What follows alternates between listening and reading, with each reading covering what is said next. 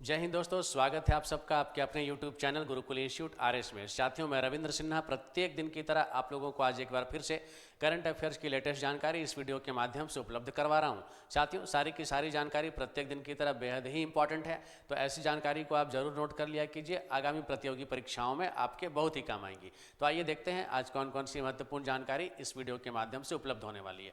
तो दोस्तों, जो सबसे पहली जानकारी है वो है गंगा डॉल्फिन को लेकर। साथियों, कल के वीडियो में भी इसकी चर्चा हम लोगों ने की है नदी डॉल्फिन के बारे में। और साथियों, गंगा डॉल्फिन या नदी डॉल्फिन के बारे में आपको बता दूं कि पिछले दिनों गिर में, जी हाँ, पिछले दिनों गुजरात के गिर में राष्ट्रीय वन्य जीव बोर्ड की 7वीं बैठक का आयोजन किया गया। जी हाँ, किसकी, कौन सी बैठक? राष्ट्रीय वन्य जीव बोर्ड, राष्ट्रीय वन्य जीव बोर्ड की 7वीं बैठक का आयोजन किया गया था दोस्तों। और इस बैठक की अध्यक्षता देश के प्रधानमंत्री श्री नरेंद्र मोदी ने की थी, जैसा कि आपको पता है, कल के क्लास में हम लोगों ने इसकी चर्चा की है।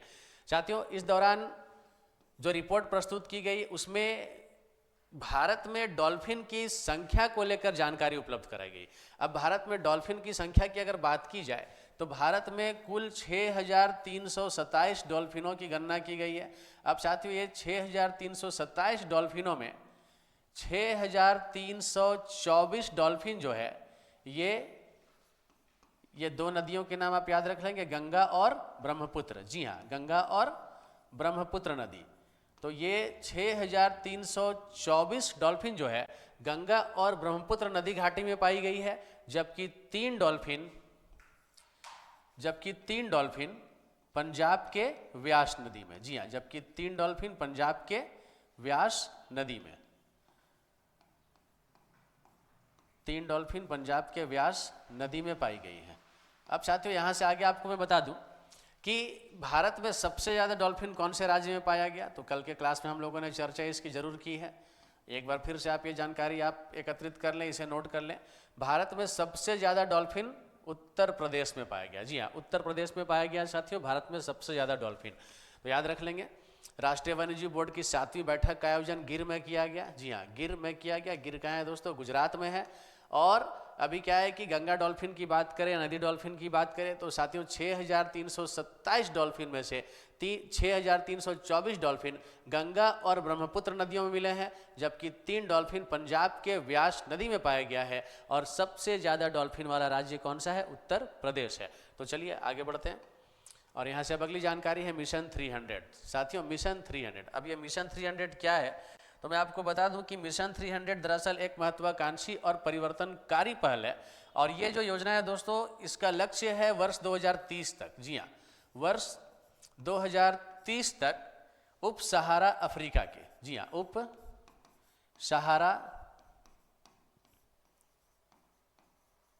उप सहारा अफ्रीका के 300 मिलियन लोगों तक, 300 मिलियन लोगों तक बिजली की सुविधा उपलब्ध कराना। 300 मिलियन लोगों तक बिजली की सुविधा उपलब्ध कराना। जैसा कि नाम है मिशन 300, तो आप यहाँ पे लक्ष्य को समझ सकते हैं। आंकड़ा कितने का है? 300 मिलियन लोगों तक बिजली की सुविधा उपलब्ध कराना। वो भी कब तक? वर्ष 2030 तक। ये इस मिशन का लक्ष्य है। अब दोस्तों, ये मिशन किसके द्वारा शुरू किया गया है या इस मिशन का नेतृत्व कौन कर रहा है? तो साथियों, इस मिशन का नेतृत्व कर रहा है विश्व बैंक और अफ्रीकी विकास बैंक। जी हाँ, विश्व बैंक, जरूर याद रख लेंगे, विश्व बैंक तथा अफ्रीकी विकास बैंक के सहयोग से यह कार्यक्रम उप सहारा अफ्रीका में चलाया जा रहा है। अफ्रीकी विकास बैंक, जरूर याद रख लेंगे। आइए दोस्तों, समझते हैं एक बार इसकी जानकारी अच्छे तरीके से। मिशन 300, जैसा कि मिशन 300 मतलब ये 300 मिलियन परिवारों तक या 300 मिलियन लोगों तक उप सहारा अफ्रीका में 2030 ईस्वी तक बिजली की सुविधा उपलब्ध कराने के उद्देश्य से चलाया जा रहा है। अब ये जो परियोजना है दोस्तों, कहाँ चलाया जा रहा है? तो उप सहारा अफ्रीका में चलाया जा रहा है। लक्ष्य कब तक का रखा गया है? वर्ष 2030 तक का रखा गया है। और कितने लोगों तक यहाँ पे बिजली की सुविधा उपलब्ध कराने की बात हो रही है? 300 मिलियन लोगों तक उपलब्ध कराए जाने की बात हो रही है। और विश्व बैंक तथा अफ्रीकी विकास बैंक, जी हाँ, विश्व बैंक तथा अफ्रीकी विकास बैंक के द्वारा इस कार्यक्रम को या इस परियोजना को चलाया जा रहा है। कहाँ चलाया जा रहा है? उप सहारा अफ्रीका में चलाया जा रहा है।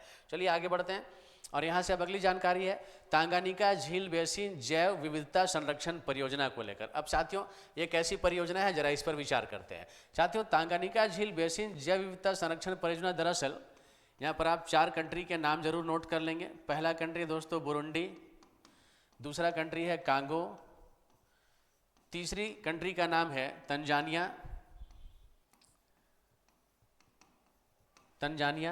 और चौथी कंट्री का नाम है दोस्तों जाम्बिया। चौथी कंट्री का नाम है जाम्बिया। चलिए देखते हैं तांगानिका झील बेसिन जैव विविधता संरक्षण परियोजना दरअसल बुरुंडी, कांगो, तंजानिया और जाम्बिया की सरकारों के द्वारा यह शुरू किया गया है। दोस्तों इसका मुख्य उद्देश्य क्या है? तो चलिए इसका उद्देश्य देखते हैं। इसका उद्देश्य है दोस्तों तांगानिका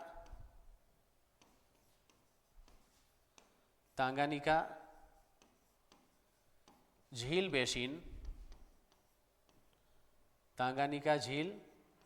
बेसिन की जैव विविधता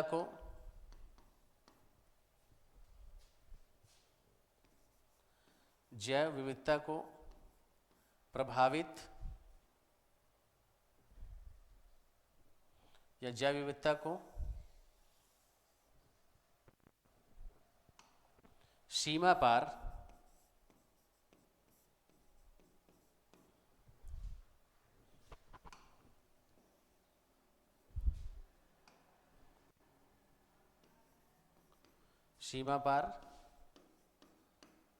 सीमा पार के खतरों का, जी हाँ, सीमा पार के खतरों का आकलन करना, सीमा पार के खतरों का आकलन करना तथा उसके समाधान का प्रयास करना,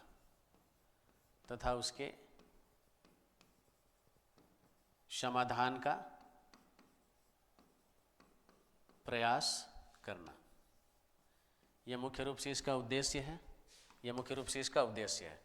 अब दोस्तों यहाँ पे आगे मैं बता दूं कि इस परियोजना का नेतृत्व कौन कर रहा है? संयुक्त राष्ट्र पर्यावरण कार्यक्रम। जी हाँ, परियोजना का नेतृत्व कौन कर रहा है? तो यहाँ से आप इसे मेंशन कर लेंगे। परियोजना का नेतृत्व कर रहा है संयुक्त राष्ट्र पर्यावरण कार्यक्रम। संयुक्त राष्ट्र पर्यावरण कार्यक्रम, ये इस परियोजना का साथियों नेतृत्व कर रहा है। जबकि इस परियोजना में वित्त पोषण किसके द्वारा किया जा रहा है? तो वित्त पोषण जो है दोस्तों वैश्विक पर्यावरण सुविधा के द्वारा। जी हाँ, वित्त पोषण जो है ये वैश्विक पर्यावरण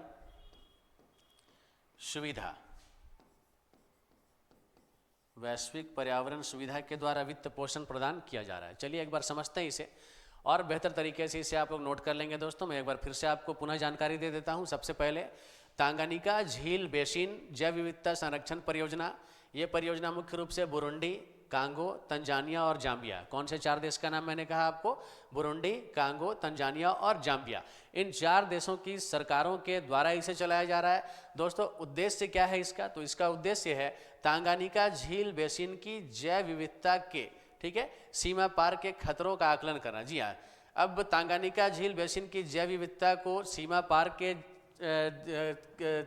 के क्षेत्र से जो भी खतरे होते हैं, है ना, ऐसे खतरों का आकलन करना और उसके समाधान के लिए यथोचित प्रयास करना। जी हाँ, उसके समाधान के लिए क्या करना? प्रयास करना। अब दोस्तों इस परियोजना का नेतृत्व कौन कर रहा है? ठीक है, तो इस परियोजना का नेतृत्व संयुक्त राष्ट्र पर्यावरण कार्यक्रम के द्वारा किया जा रहा है। इसे आप लोग अपनी नोट पे जरूर मेंशन कर लें। संयुक्त राष्ट्र पर्यावरण कार्यक्रम के द्वारा इस परियोजना का नेतृत्व किया जा रहा है, जबकि वैश्विक पर्यावरण सुविधा के द्वारा, जी हाँ, वैश्विक पर्यावरण सुविधा के द्वारा इसे वित्त पोषण दिया जा रहा है, मतलब इसे फंडिंग किया जा रहा है। तो चलिए आगे बढ़ते हैं और अब यहाँ से अगली जानकारी हम लोग लेंगे। अगली जानकारी है स्वावलंबिनी पहल को लेकर। साथियों कौन सी पहल? स्वावलंबन पहल या स्वावलंबिनी पहल।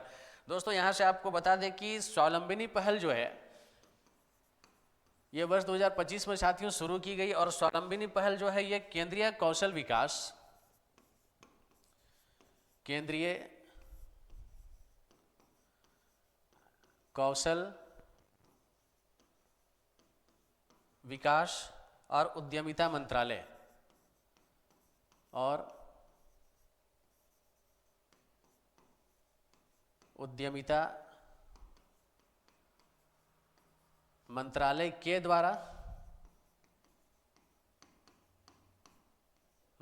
के द्वारा नीति आयोग के सहयोग से, जी हाँ, नीति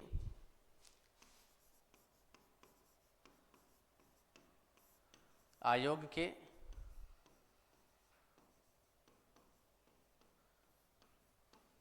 सहयोग से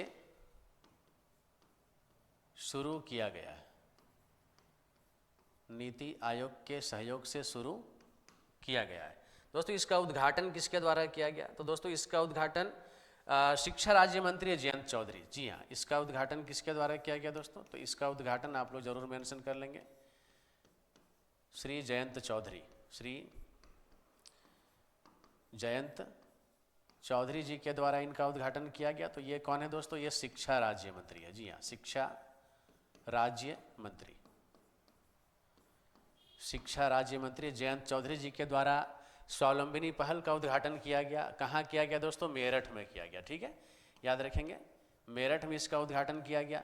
दोस्तों अब ये जो स्वावलंबिनी पहल है, ठीक है ना, इसे अभी मैं आपको बता दूं कि इसे पूर्वी भारत के अभी आरंभिक दौर में इसे कहाँ पे लागू किया जाएगा? तो पूर्वी भारत के उच्च शिक्षा संस्थानों में,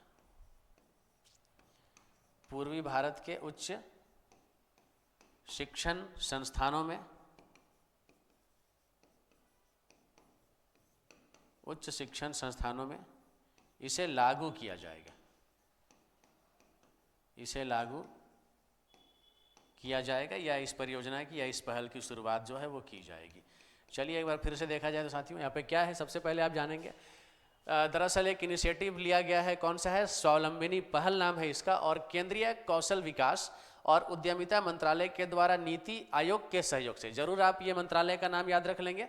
स्वावलंबिनी पहल किस मंत्रालय के द्वारा शुरू किया गया है या किस मंत्रालय के द्वारा क्रियान्वित किया जा रहा है, ऐसा अगर प्रश्न पूछा जाए तो साथियों इसका करेक्ट आंसर आपको पता होना चाहिए। स्वावलंबिनी पहल केंद्रीय कौशल विकास और उद्यमिता मंत्रालय के द्वारा नीति आयोग के सहयोग से शुरू किया गया है। साथियों पिछले दिनों इसका उद्घाटन शिक्षा राज्य मंत्री है श्री जयंत चौधरी, जी हाँ, शिक्षा राज्य मंत्री है, क्या नाम है इनका? श्री जयंत चौधरी, इनके द्वारा साथियों इसका उद्घाटन किया गया। कहाँ किया गया दोस्तों? मेरठ में किया गया, और पूर्वी भारत के उच्च शिक्षण संस्थानों में इसे प्रारंभिक दौर में जो है लागू किया जाएगा, इसकी शुरुआत वहाँ पर की जाएगी। तो चलिए दोस्तों अब आगे बढ़ते हैं, इसी के साथ अगली जानकारी हम लोग लेंगे। और अगली जानकारी है कि इंटरनेशनल अफेयर से यामांदू ओरसी उरुग्वे के राष्ट्रपति चुने गए। साथियों यामांदू ओरसी, जी हाँ, यामांदू ओरसी ने पिछले दिनों उरुग्वे के राष्ट्रपति के रूप में साथियों शपथ लेने का काम किया है। अब इन्होंने दोस्तों किनका स्थान लिया है? तो दोस्तों इन्होंने उस स्थान लिया है पूर्व राष्ट्रपति लुइस लैकेले पो का, जी हाँ, पूर्व राष्ट्रपति जिनका नाम है लुइस लैकेले, नाम थोड़ा टेढ़ा है, जरूर याद रख लेंगे, लुइस लैकेले पो। ये कौन है साथियों? ये पूर्व राष्ट्रपति है उरुग्वे के, पूर्व राष्ट्रपति है ये उरुग्वे के। चलिए दोस्तों एक बार फिर से समझते हैं इसको। यामांदू ओरसी उरुग्वे के राष्ट्रपति के रूप में शपथ ग्रहण किया इन्होंने किनका स्थान लिया? उरुग्वे के पूर्व राष्ट्रपति जिनका नाम है लुइस लैकेले पो, ठीक है, इनका स्थान इन्होंने लिया है। अब साथियों ये जो उरुग्वे है, ठीक है ना, ये आपको बता दें कि ये दक्षिण अमेरिकी महाद्वीप में, दक्षिण अमेरिकी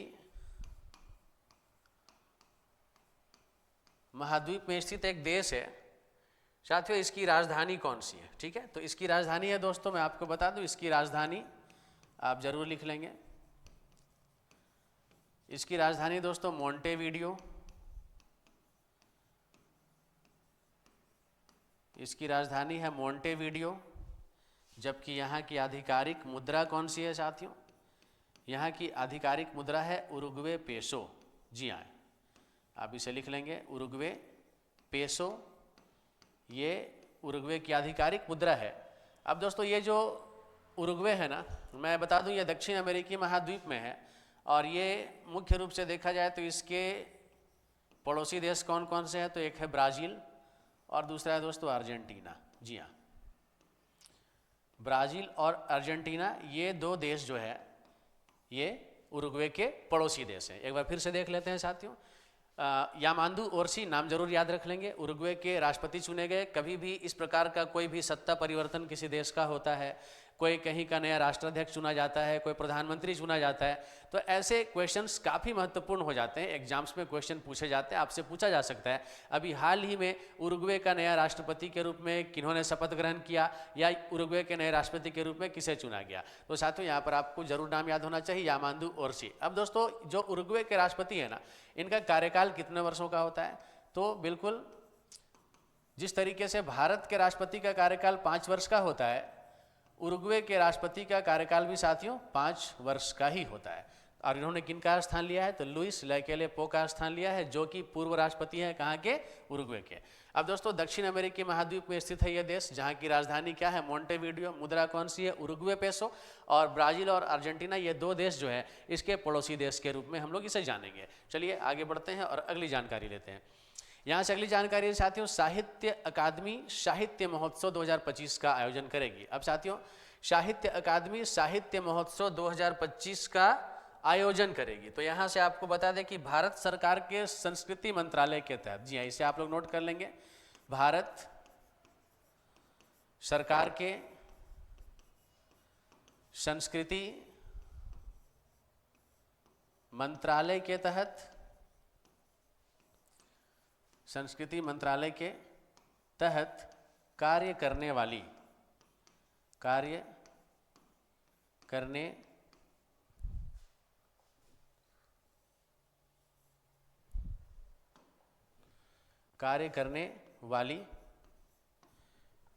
साहित्य अकादमी, साहित्य, ये लाइन आप जरूर नोट कर लेंगे साथियों। मैं आप लोगों के लिए ही ऐसे विस्तार से सारी चीज़ों को लिख देता हूं ताकि आपको स्लाइड को समझने में आसानी हो सके, आप बेहतर तरीके से चीज़ों को समझ सके, एग्जाम में आपके ये काम आ सके। साहित्य अकादमी सबसे पहले भारत सरकार के संस्कृति मंत्रालय के तहत कार्य करने वाली साहित्य अकादमी के द्वारा साहित्य महोत्सव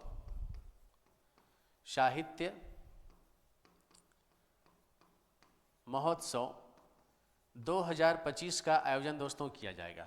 अब इस महोत्सव का नाम क्या रखा गया है साथियों? तो इस महोत्सव का नाम रखा गया है फेस्टिवल ऑफ लेटर्स 2025। जी हाँ, इस महोत्सव का नाम क्या रखा गया है दोस्तों? इसे आप लोग नोट कर लेंगे, फेस्टिवल ऑफ लेटर्स 2025। जी हाँ, इस नाम से साहित्य महोत्सव जो है ये शुरू किया जाएगा।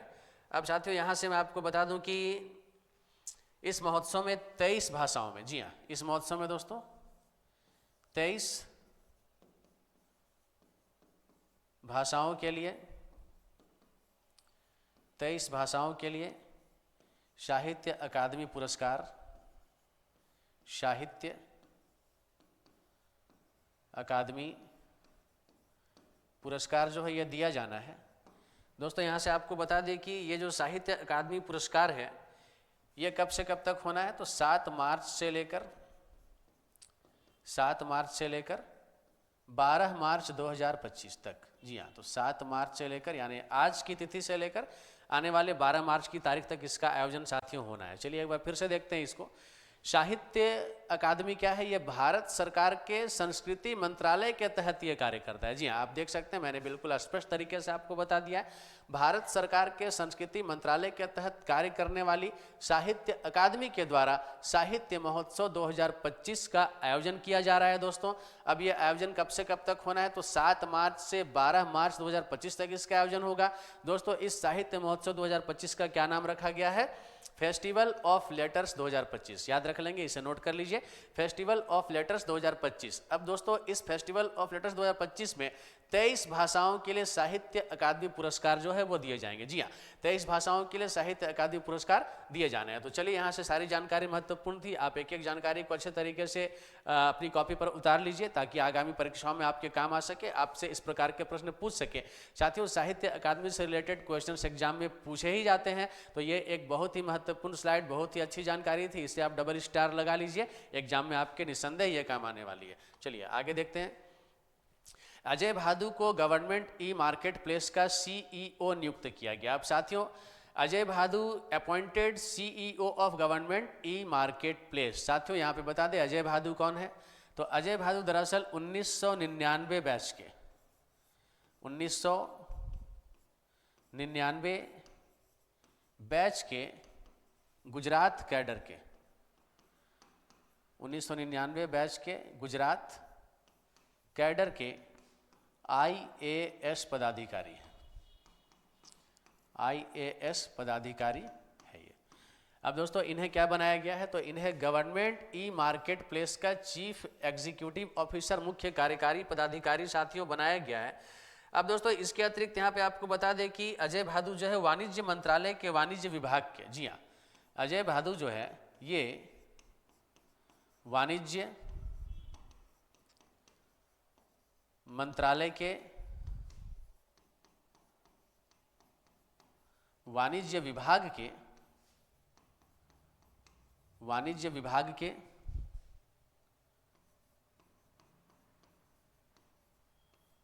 सचिव के अतिरिक्त प्रभार पर भी होंगे,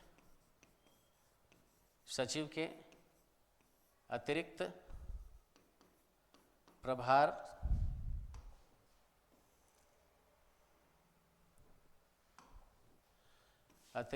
पर होंगे। चलिए एक बार और जानकारी देखते हैं। नाम क्या है साथियों, अजय भादु, जिनकी तस्वीर आप यहां पर देख रहे हैं, ठीक है। तो अजय भादु को गवर्नमेंट ई मार्केट प्लेस का सीईओ नियुक्त किया गया है। अब इनका एक परिचय है, क्या है ये, 1999 बैच के गुजरात कैडर के IAS पदाधिकारी है और वाणिज्य मंत्रालय के वाणिज्य विभाग के सचिव के अतिरिक्त प्रभार पर भी ये अपना योगदान देंगे। साथियों यहाँ पर बता दें कि वाणिज्य मंत्रालय के वाणिज्य विभाग के जो सचिव होते हैं, ठीक है ना, ये दोस्तों दरअसल गवर्नमेंट ई मार्केट प्लेस के जो सीईओ होते हैं ना, इन्हें ही वाणिज्य मंत्रालय के वाणिज्य विभाग के सचिव के रूप में कार्य करने का अवसर दिया जाता है। यानी कुल मिलाकर देखा जाए तो एक प्रकार से ये पदेन सचिव होते हैं, किसके, वाणिज्य मंत्रालय के वाणिज्य विभाग के सचिव के रूप में। तो चलिए दोस्तों आगे बढ़ते हैं और अब यहाँ से अगली जानकारी। राष्ट्रपति ने राष्ट्रपति भवन में विविधता का अमृत महोत्सव का उद्घाटन किया। अब दोस्तों भारत की राष्ट्रपति श्रीमती द्रौपदी मुर्मू ने, ठीक है ना, पिछले 5 मार्च को, जी हाँ, पिछले 5 मार्च को राष्ट्रपति भवन में विविधता का अमृत महोत्सव का उद्घाटन किया। साथ ही यहाँ पर मैं आपको बता दूं कि इस दौरान कर्नाटक, इन राज्यों के नाम आप लिख लेंगे दोस्तों, कर्नाटक, तमिलनाडु, तेलंगाना, आंध्र प्रदेश,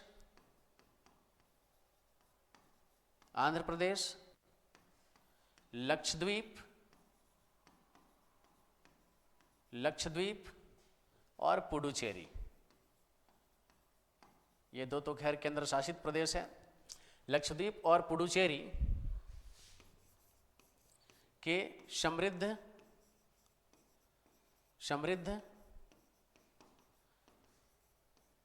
सांस्कृतिक विरासत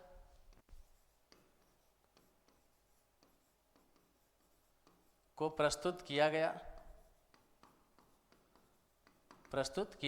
एक बार फिर से देखते हैं साथियों। भारत की राष्ट्रपति श्रीमती द्रौपदी मुर्मू ने पिछले 5 मार्च को राष्ट्रपति भवन में विविधता का अमृत महोत्सव के नाम से कार्यक्रम का साथियों उद्घाटन किया है और इस महोत्सव में मुख्य रूप से कर्नाटक, तमिलनाडु, तेलंगाना, आंध्र प्रदेश, लक्षद्वीप और पुडुचेरी, ये 5 यहाँ पर ये बात करेंगे, 1, 2, 3, ये 4 राज्य हो गए और 2 केंद्र शासित प्रदेश हो गए। तो कर्नाटक, तमिलनाडु, तेलंगाना, आंध्र प्रदेश, लक्षद्वीप और पुडुचेरी के समृद्ध सांस्कृतिक विरासत को प्रस्तुत किया गया इस दौरान। और दोस्तों श्रीमती राष्ट्रपति, हमारे देश की जो राष्ट्रपति श्रीमती द्रौपदी मुर्मू जी, उन्होंने साथियों सभी लोगों से, उपस्थित लोगों से, पूरे देशवासियों से आग्रह किया कि कर्नाटक, तमिलनाडु, तेलंगाना, आंध्र प्रदेश और लक्षद्वीप और पुडुचेरी के जो समृद्ध सांस्कृतिक विरासत है उसे जानने का और समझने का लोगों को काम करना चाहिए, जरूर उसे समझने की कोशिश करनी चाहिए। तो इस तरीके से साथियों याद रखेंगे, विविधता का अमृत महोत्सव का कार्यक्रम किसके द्वारा इसका उद्घाटन किया गया, तो दोस्तों उद्घाटनकर्ता कौन रहे, इस पे उद्घाटनकर्ता कौन रहे, राष्ट्रपति। जी हाँ, राष्ट्रपति कौन है दोस्तों, श्रीमती द्रौपदी मुर्मू।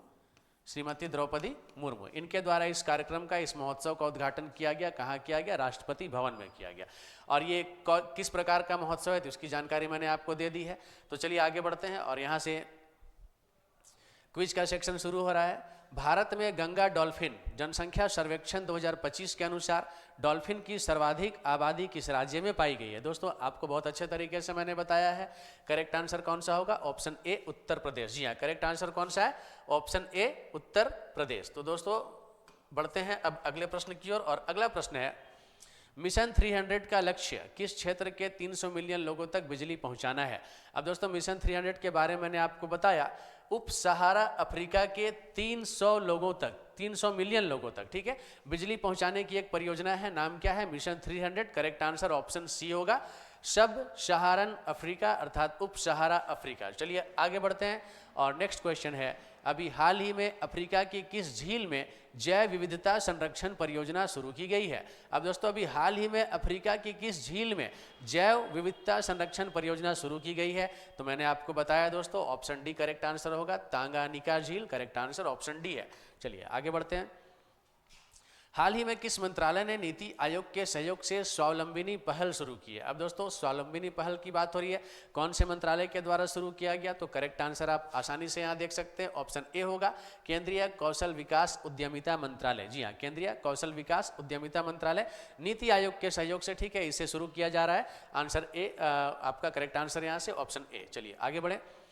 उरुग्वे की सीमा निम्नलिखित में से किस देश से लगती है? साथियों इंपॉर्टेंट क्वेश्चन बन सकता है। उरुग्वे अभी जहाँ पे आपने जाना कि यामांदू ओरसी जो है वहाँ के राष्ट्रपति के रूप में शपथ लिए, तो अभी ब्राजील और अर्जेंटीना, ठीक है, ये दो देशों के नाम मैंने आपको बताया। ये दोनों देश उरुग्वे के क्या है? पड़ोसी देश के रूप में जाने जाते हैं। करेक्ट आंसर फिलहाल ऑप्शन के हिसाब से देखा जाए तो कौन सा होगा?